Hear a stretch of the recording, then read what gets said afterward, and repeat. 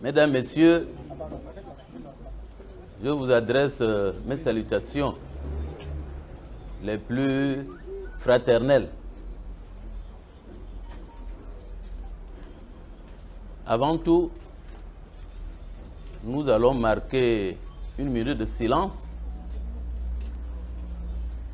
car certains d'entre vous savent que dans ce domicile vivait mon épouse. Elle nous a quittés. Nous allons consacrer cette cérémonie un peu à son honneur. Je voudrais aussi vous demander d'avoir une minute de silence pour tous ceux que vous connaissez, que nous connaissons, des amis, des frères, des sœurs, des papas, des mamans, qui nous ont également quittés. Notamment mon frère Dzumba Jean-Pierre et mon autre frère Fabien Vonesson.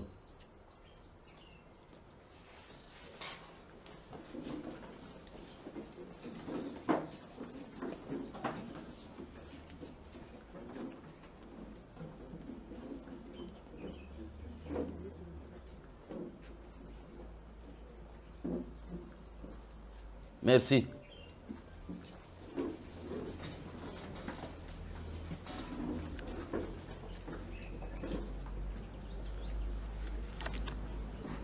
Mesdames, Messieurs de la presse, je tiens à vous remercier d'avoir bien voulu répondre à mon invitation pour prendre part à ma prise de parole publique de ce jour. À la suite de multiples interprétations, commentaires, spéculations et autres supputations, sans omettre les injures contre ma personne qui ont suivi mon entretien avec le président de la République, et après mûre réflexion, j'ai cru utile de m'exprimer publiquement. Votre présence vous permettra de relayer mon propos, y compris bien sûr vos analyses et commentaires pour le public. Cela a l'avantage, à mon avis, d'éviter de tomber dans le piège de l'obscurantisme et qui tend à se généraliser dans notre pays, notamment sur ce qui touche à la politique et au pouvoir. Aussi, vous me permettez de rappeler qu'en juin 2015, j'ai annoncé publiquement à la Chambre de commerce de Libreville ma préférence pour la candidature de M. Jean Ping à l'élection présidentielle prévue pour le mois d'août 2016. Non pas parce qu'il porte le même prénom que moi, mais plus sérieusement, parce qu'il ne m'apparaissait pas à la réflexion judicieuse au plan électoral d'investir face au pouvoir en place un candidat sur la base d'un parti politique de l'opposition, quel qu'il soit. J'ai dû batailler fort avec tous ceux qui partageaient la même opinion que la mienne contre plusieurs de mes proches, notamment ceux de mon appartenance ethnique. Je me suis employé à défendre et à les convaincre de mon choix, qui, bien sûr, n'allait pas de soi. En effet, la plupart de nos pays en Afrique fonctionnent malheureusement encore à l'aune des considérations communautaires. Aujourd'hui, où je prends publiquement la parole, je ne regrette pas ce choix, car convaincu qu'il milite contre nos réflexes sociologiques et nos égos, qui sont des facteurs incompatibles avec les valeurs de citoyenneté, lesquels facteurs et égaux sont souvent l'expression d'un obscurantisme préjudiciable à notre pays, à notre nation, la nation gabonaise. C'est fort de ce contexte, à quelques jours de la célébration de la fête de notre indépendance, que je voudrais, d'une part, marquer mon désappointement d'être la cause du déchaînement des réactions pour le moins hostiles au travers des réseaux sociaux et autres de certains de mes compatriotes à la suite de ma rencontre avec le président de la République. D'autre part,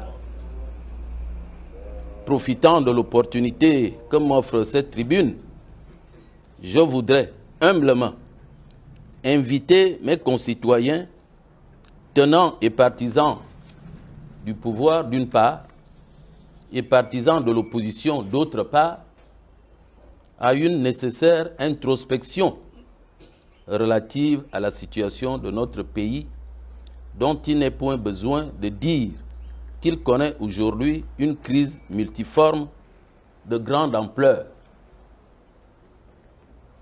Je crie en effet mon indignation de constater que certains de mes compatriotes, considérés plus ou moins éclairés, réagissent beaucoup plus à l'émotion que de manière raisonnée. Ces réactions, en plus d'être épidermiques, résident, me semble-t-il, dans une certaine forme d'immaturité et de quelque peu dans l'ignorance. Et la mauvaise foi caractéristique à nos jours dans une certaine opinion, ainsi que les actes d'abrutissement et d'infantilisation qui consistent à maintenir la population dans un état d'inculture politique et civique, étant bien sûr le couronnement de tout. Quel est donc le procès qui m'a été fait? En effet, pour avoir décidé de rencontrer le 9 juin dernier le chef de l'exécutif gabonais, M. Ali Bongo Ondimba, à la présidence de la République, siège du pouvoir, en plein jour, sous l'œil des caméras de la télévision publique, autrement dit, en toute transparence, j'aurais commis de ce fait, je ne sais quelle faute politique ou morale, aux yeux de certains de mes compatriotes, la diaspora comprise, qui sont allés jusqu'à utiliser des invectives et tous les noms d'oiseaux à mon encontre. Sauf que, Dieu merci, ma conscience ne me reprochant rien, j'ai pris par rapport à cette avalanche de critiques et de dénigrements quelques reculs.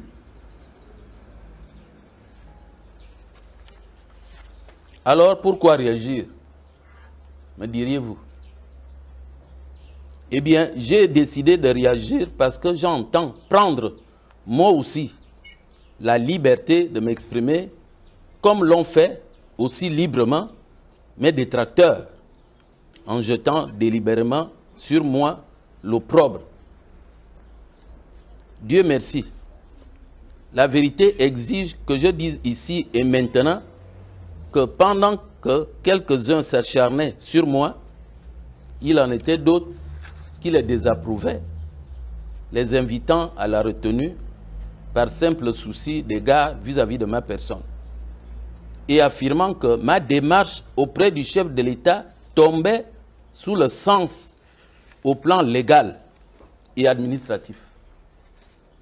En effet, il s'agissait de solliciter le bénéfice de mes droits, lesquels droits sont prévus par l'ordonnance numéro 005 TER-PR-2002 du 14 août 2002, fixant régime spécial de retraite des anciens vice-présidents de la République, des anciens premiers ministres et des anciens présidents de chambre du Parlement, que cette démarche ne revêtait pas, par conséquent, un caractère politique.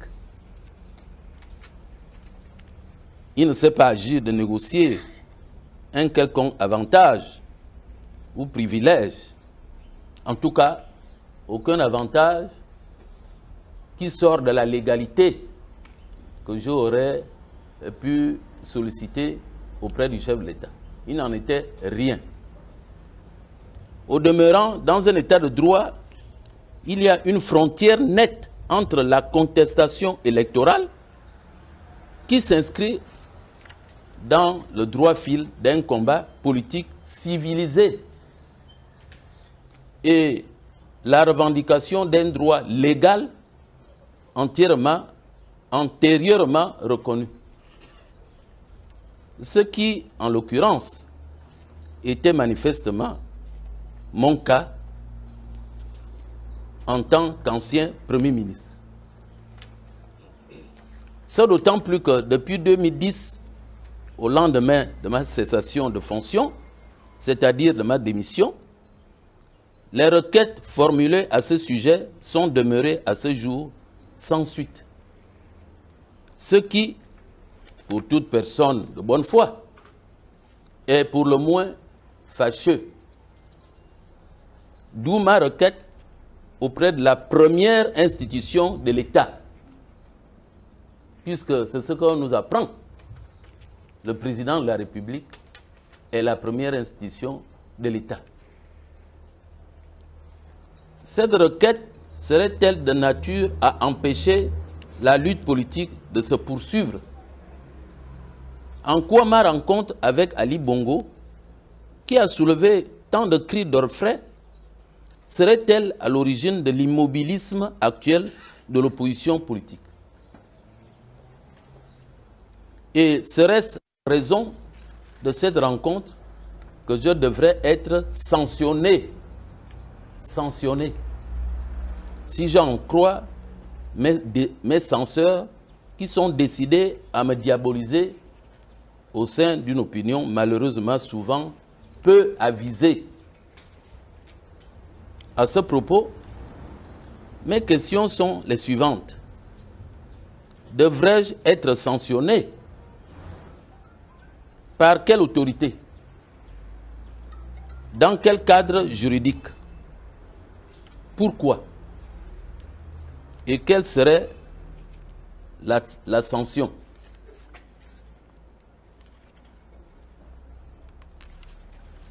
À ces mêmes censeurs, une autre question. Quelle cohérence y a-t-il entre ceux qui, aujourd'hui, me clouent au pilori et la motion de soutien que je n'ai de reste pas sollicitée, mais dont m'a gratifié la coordination nationale, qui est une instance relevant de la coalition pour la Nouvelle République, laquelle Nouvelle République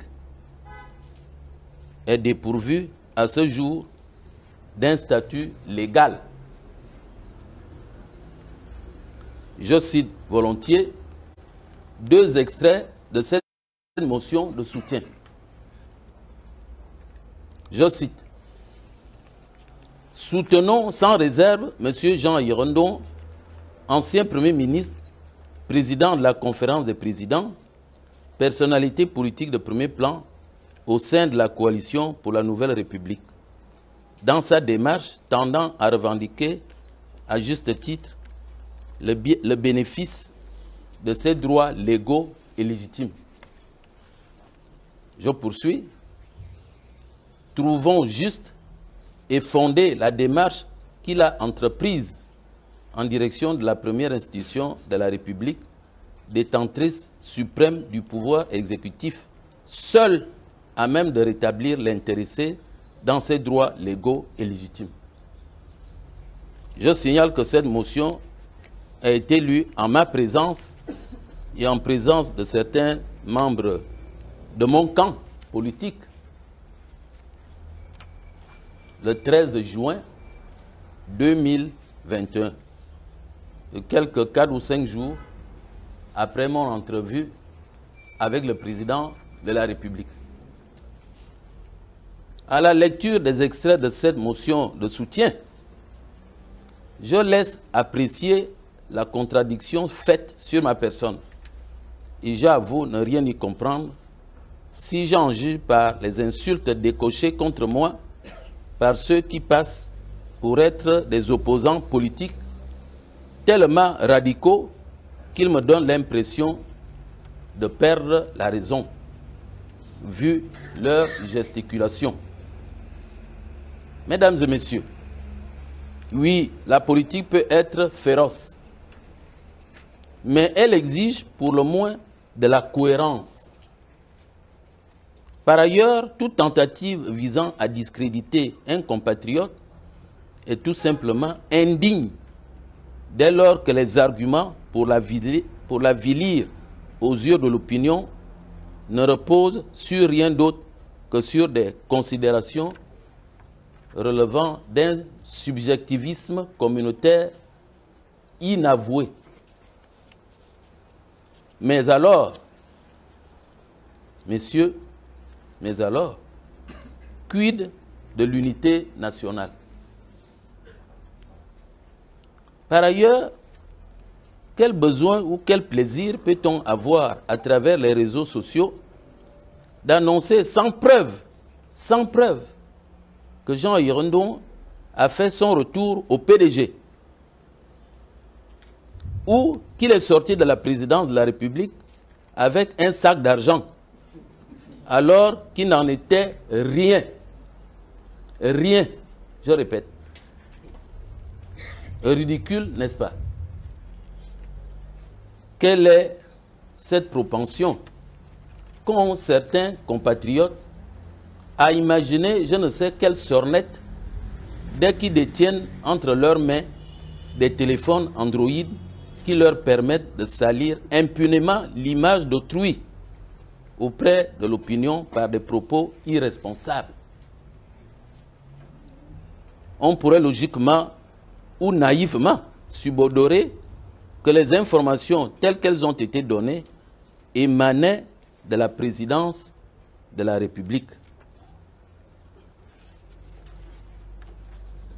Que dire alors des auteurs de ces affabulations? À considérer tout ce qui s'est dit autour de ma rencontre avec Ali Bongo Ondimba, on serait enclin à penser qu'elle a visiblement ébranlé plus d'un Gabonais. Mais pourquoi? Voyez-vous, se déclarer opposant, c'est bien. Mais avoir une stature républicaine dans l'opposition politique et être responsable, c'est certainement mieux. Je ne crois pas que ce soit le cas de ceux qui s'agitent tant. Mesdames et messieurs, acteurs politiques, oui, je prétends l'être. Et j'avoue mon appartenance passée au PDG. Mon appartenance passée au PDG. Où j'ai pris ma part de responsabilité, peut-être en bien, peut-être en mal. C'est selon. J'y ai rejoint des compatriotes dont le rôle au sein de ce parti, dit des masses, a fait et fait encore de nos jours, à tort ou à raison, l'objet de critiques. Je constate en tout état de cause que nous avons évolué chacun dans la direction de son choix et pour des raisons personnelles. Ainsi, en 2009, à la mort du président, volontairement de mon poste de Premier ministre et du PDG. De ces obsèques officielles, j'ai prononcé une oraison funèbre dont beaucoup aujourd'hui apprécient, non sans retard, la justesse de sa tonalité. J'ai soutenu après M. André Mbobam, présidentiel d'août de l'année. J'ai en part avec lui et d'autres compatriotes à la création du parti politique Union nationale. Parti politique dont l'image à sa naissance présageait un avenir pour le moins prometteur. Mais j'ai dû démissionner de cette formation politique pour convenance personnelle. Bref. Par ailleurs, comme je l'ai laissé entendre au début de mon propos, en 2016, j'ai jeté mon dévolu sur mon compatriote. À cet égard, je salue la ténacité dont ont fait montre les membres majoritaires à l'époque du front de l'opposition et qui ont porté de bout en bout, franchement et sans équivoque, je dis bien sans équivoque, la candidature du fils d'Omboué, qui, il faut bien le dire, a curieusement bénéficié à la dernière heure du soutien de certains compatriotes.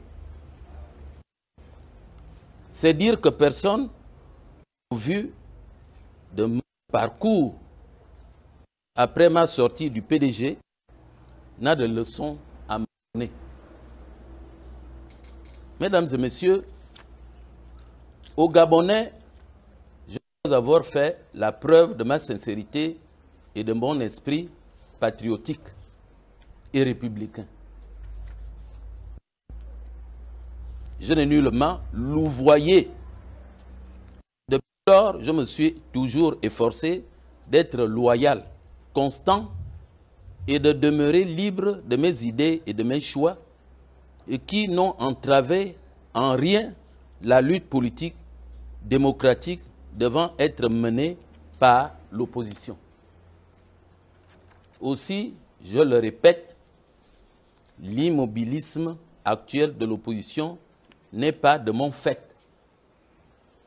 Toutefois, j'en profite pour dire que l'objectivité commande que je dise ici que l'opposition n'a pas droit de citer aux médias d'État en violation de la législation en matière de communication audiovisuelle. La pandémie de la Covid-19 n'est pas venue pour faciliter l'expression publique de l'opposition. Une certaine presse n'a donc pas raison de dénoncer son atonie. Mesdames et messieurs, tout observateur sérieux et objectif de la vie politique gabonaise ne peut que constater l'état de crise profonde que traverse notre pays. Cette crise, qui est une crise de confiance entre les tenants du pouvoir et la véritable opposition politique, ajoutée au désenchantement général de la population. Désenchantement justifié par une gouvernance peu équitable. Ne doit-elle pas interpeller nos consciences et ne doit-elle pas nous mettre en demeure de mobiliser nos intelligences et nos volontés à tous afin de sortir notre pays de l'impasse actuelle? Le Gabon est en crise, certes, mais il ne souffre pas d'une crise politique insoluble, insurmontable. Non, nous sommes en capacité d'y faire face. Si nous sommes tous animés, véritablement, tous bords politiques confondus, des valeurs réellement républicaines, lesquelles doivent s'accompagner naturellement des convictions démocratiques, nous pourrions réussir d'un commun accord partisan du pouvoir en place et d'opposition, avec la contribution de la société civile, en mettre en œuvre de manière sincère et déterminée le rassemblement des Gabonais tant souhaité par les uns et les autres, sur la base d'une large coalition des forces politiques pour le Gabon, ou sur la base de toute autre plateforme, pourvu qu'elle soit de nature à redresser notre pays sur le plan institutionnel, sur le plan économique, culturel et moral. Il s'agirait, dans ce cas-là, et dans ce cadre, au-delà de nos clivages partisans, de réfléchir individuellement et collectivement aux voies et moyens susceptibles de nous sortir de l'ornière et d'effacer nos fractures qui mettent dangereusement à mal notre vivre ensemble, et de penser nos blessures encore béantes. Nous cesserions ainsi, en toute clairvoyance et responsabilité, de jeter réciproquement l'anathème et de diaboliser nos compatriotes qui n'ont pas la même vision du Gabon que nous, ou même n'en auraient aucune. Cela nous éviterait aussi de nous regarder en chien de faïence et de mettre un terme au système de verrouillage politique et psychologique du pays dans lequel nous sommes enferrés. La démocratie, c'est débattre de nos problèmes politiques, économiques, sociaux et culturels. Ce n'est pas la stigmatisation systématique de l'autre ou de lui faire la guerre. Mesdames, Messieurs, le Gabon nous regarde. Le Gabon nous regarde. Notre Gabon. Le Gabon de nos aïeux. Le Gabon de nos pères fondateurs de la République et de l'indépendance. Qu'il s'agisse de Georges Damas Aleka, de Jeune Amogo, de Jean-François Ondondon, d'André Gustave Anguillet, de Léon Bami Komédan, de Paul-Marie Ngonjo, de Jean-Jacques Boucavel, de Jean-Hilaire Obam, de Vincent Nyonda, de Paul Nyonda, de Luc Ivanga, de François Meilleux, de Pierre Avaro, d'Alexandre Bianguet, de Firmin Ngondet, etc. Et de tous ceux heureusement encore vivants, à l'exemple de Jean-Marc Ecor, ou ayant rejoint l'éternité. Ce Gabon-là nous regarde et nous interroge sur notre capacité à surmonter nos divergences qui sont sans importance au regard de sa grandeur incommensurable. Mesdames et messieurs, depuis août 2016, faisant volontairement abstraction de la période 2009-2016, il est un fait constant. Ali Bongo Ondimba exerce bel et bien le pouvoir d'État au Gabon, sauf à se murer définitivement dans un déni absolu. Tout esprit, un tant soit peu lucide, doit admettre que l'exercice quotidien de ce pouvoir nous affecte et touche directement à tous les aspects de notre vie à travers sa production et sa gestion législative et réglementaire. De ce point de vue, les lois relatives à la dépénalisation de l'homosexualité et celles récentes portant révision de la Constitution, par exemple, peuvent-elles laisser objectivement la majorité des Gabonais sans qu'elle se pose quelques questions à ce sujet?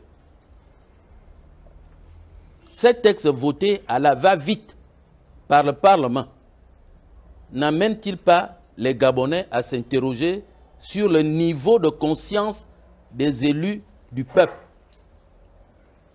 Vous savez que ce sont les députés et les parlementaires qui votent les lois.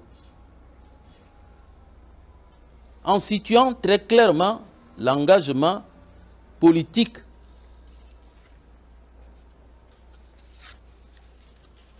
dans un cadre exclusivement républicain, et s'il est permis aujourd'hui, dès lors que les circonstances l'exigent, le questionnement suivant, à savoir, les Gabonais de l'opposition ont-ils en face d'eux le néant? Il faut y répondre. Avec qui parler de la nécessité de la cohésion mise à mal aujourd'hui au Gabon? Avec qui envisager l'inéluctable refondation de l'État sur la base des valeurs cardinales du peuple gabonais? Avec qui parler de réconciliation et de réparation? Parce que, en toute objectivité, il faut qu'il y ait de la réconciliation et de la réparation. Si au terme de ce questionnement, les Gabonais de l'opposition estiment qu'ils ont en face d'eux le néant, le débat est donc clos. La messe étant dite et l'impasse actuelle définitivement validée et assumée comme modalité d'action politique. Un constat qui serait une curiosité quand même. En revanche, si le peuple de l'opposition a autre chose que le néant, il est invité à désigner cette autre chose pour que, à très brève échéance, ils fassent ensemble œuvre utile avec les tenants et les partisans du pouvoir pour que la nation gabonaise, qui n'a que trop souffert des postures dogmatiques, coupable de sa classe politique, tous bords confondus, que cette nation retrouve la sérénité dans son fonctionnement. Mesdames, Messieurs, pourquoi les débats contradictoires qui animent notre vie politique doivent-ils être considérés par nos chapelles politiques respectives comme des insultes proférées les unes contre les autres, au lieu d'être appréhendés comme des contributions à même de féconder en commun nos idées grâce auxquelles nous parviendrons à faire avancer notre pays? Le Gabon, dans l'unité, la paix, la cohésion, la liberté et la démocratie. Nos illustres devanciers, cités plus haut, dont certains en ont point douté, bénéficiaient d'un charisme indiscutable malgré les faiblesses, somme toute compréhensibles, qu'ils affichaient à leur époque. Ces devanciers pourraient, à des moments précis de la vie de notre nation, nous inspirer, pour peu que nous en prenions les dispositions spirituelles adéquates. Nous inspirer, disais-je, dans nos différents problèmes, dans nos difficultés inhérentes à la gestion de notre précieux patrimoine commun, en dépassant, par exemple, l'esprit du tribalisme, véritable plaie à des niveaux divers de notre système sociopolitique. Le Gabon, qui est un enjeu éminent, un enjeu majeur de toutes ses filles et de tous ses fils, nous interpelle. Le Gabon nous interpelle avec gravité. Mesdames et messieurs, c'est parce que nous méconnaissons les valeurs éthiques sur lesquelles sont assis notre nation et notre État. C'est parce que notre pays est en proie à une crise de confiance en termes politiques et institutionnels entre les tenants du pouvoir et la population. C'est parce que nos différents camps politiques entretiennent des rapports basés uniquement sur des préjugés. C'est parce que nous ne consentons pas à mettre ensemble toutes les compétences et expertises nécessaires dont dispose pourtant notre pays. C'est parce que nous accusons des faiblesses de toute nature vis-à-vis des forces extérieures. C'est parce que nous ne cultivons pas en nous la valeur de sagesse. C'est parce que nous ne parvenons pas à intégrer la valeur du dépassement en soi, du dépassement de soi, pardon. C'est parce que nous avons une vision manichéenne de nos groupes sociologiques. C'est parce que nos égos nous dominent, nos égos. C'est parce que la valeur d'humilité nous fait gravement défaut. C'est parce que, comme par enchantement, nous foulons aux pieds, par nos actes publics et politiques, l'honneur et la dignité du Gabon. C'est en raison de la prégnance de tous ces facteurs et pesanteurs qui, de fait, ont pris le dessus sur nous, que nous finirions par apparaître comme les fossoyeurs de notre pays. Mesdames et messieurs, je viens de faire ci-dessus une sorte d'inventaire ou un passage en revue de ce que je me permets de désigner comme étant nos tares, nos faiblesses, nos manques, nos lacunes, tous nos défauts humains, peut-être volontaires ou involontaires. Et si nous nous reconnaissons peu ou prou dans ce tableau peu reluisant, nous aurions déjà fait un grand pas dans le sens du progrès, autrement dit vers l'amélioration du cadre politique et institutionnel de notre vie démocratique. Les observateurs, et nous-mêmes en premier, constatons la fracture politique et sociale entre Gabonais. Cette fracture non seulement persiste, mais se creuse davantage à cause de la rigidité et la radicalité de certains compatriotes qui refusent de mettre un peu de côté leurs égos. Cette situation, bien entendu, érode dangereusement nos valeurs communes de tolérance et de respect. En somme, la nécessaire harmonie qui doit régner entre les hommes d'une part et entre les hommes et les institutions de notre pays d'autre part constitue un facteur d'apaisement social. Le nécessaire et inévitable dialogue qui doit revêtir un cachet positif permet d'être en phase avec Georges Clemenceau qui déclarait « Gloire au pays où l'on dialogue, où l'on parle ». À la suite de cette illustre personnalité du monde politique français, je me permets humblement d'ajouter que pourvu que l'on ait le ressort psychologique pour engager et soutenir ce dialogue. Croyant être dans un espace politique de respect et de confiance mutuelle, je réalise, après analyse et examen des propos inélégants tenue à mon endroit et qu'il ne m'était plus possible de m'investir avec utilité dans un espace où règne d'ailleurs, à mon avis, une incertitude politique.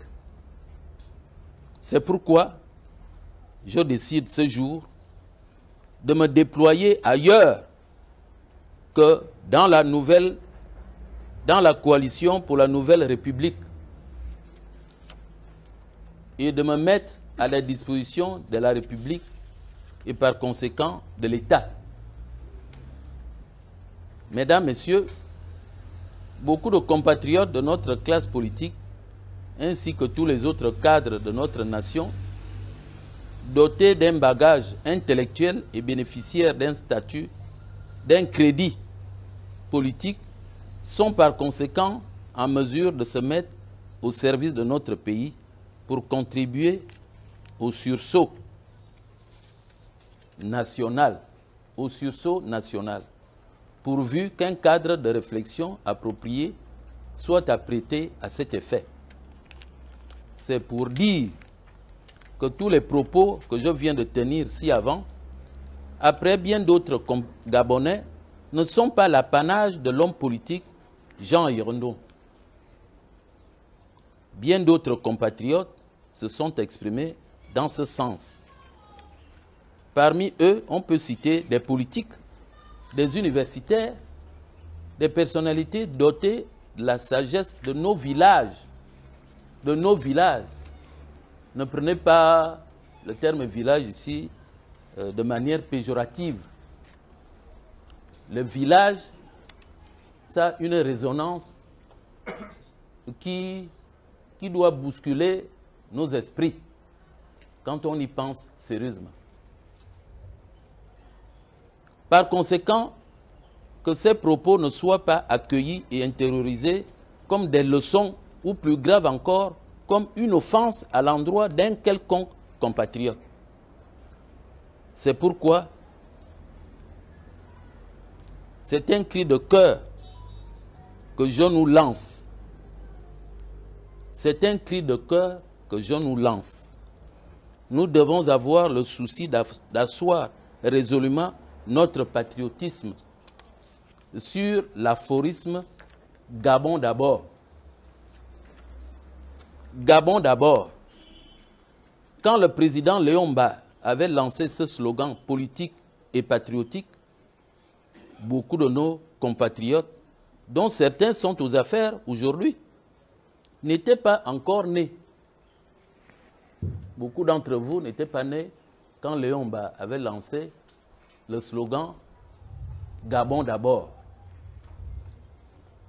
Mais alors, que tous les jeunes et moins jeunes prennent donc conscience de ce que toutes les générations sont utiles pour le développement du pays. Ce pays qui est notre Gabon. Le père de la nation, Mbami Koumédan, avait pour souci que Gabon d'abord s'inscrive de manière indélébile dans l'esprit des Gabonais, puis au fronton des bâtiments publics afin qu'ils deviennent une conviction unanimement partagée de génération en génération. Car ils constituent l'essence des valeurs patriotiques et républicaines que nous avons la charge et le devoir de promouvoir et naturellement de respecter scrupuleusement. Mesdames et messieurs, construisons ensemble une société fondée sur des valeurs de dignité,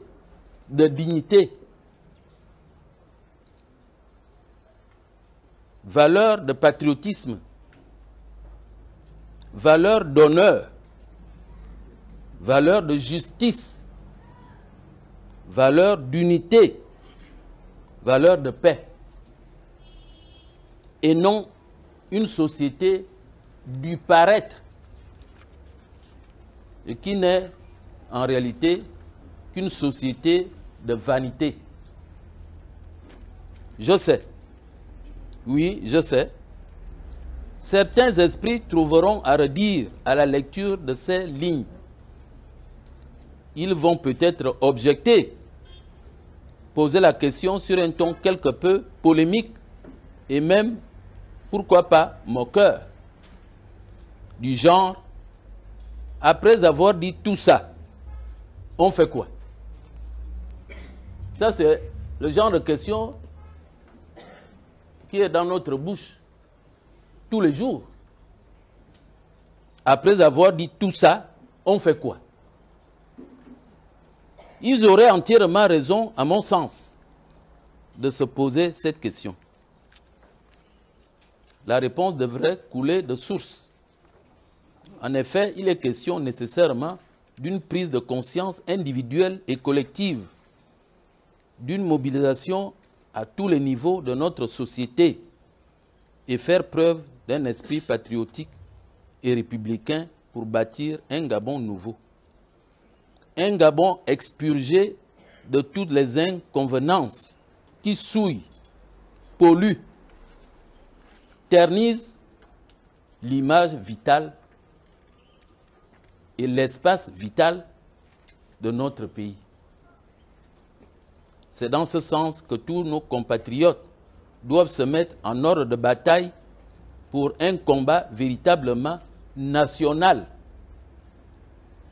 Mesdames et messieurs, vous comme moi, les journalistes que vous êtes, nous savons qu'en politique, le compromis peut être de mise. Le compromis. Mais le compromis ne signifie pas qu'on renonce fondamentalement à ses opinions, à ses convictions. Si demain, il m'arrive d'être en face d'une solution, ou plus exactement d'un problème qui exige en conscience que j'accepte un compromis pour la suite des événements, je le ferai. Mesdames, Messieurs, j'ai été long, c'est pour cela que je sollicite votre pardon en vous remerciant de votre aimable attention.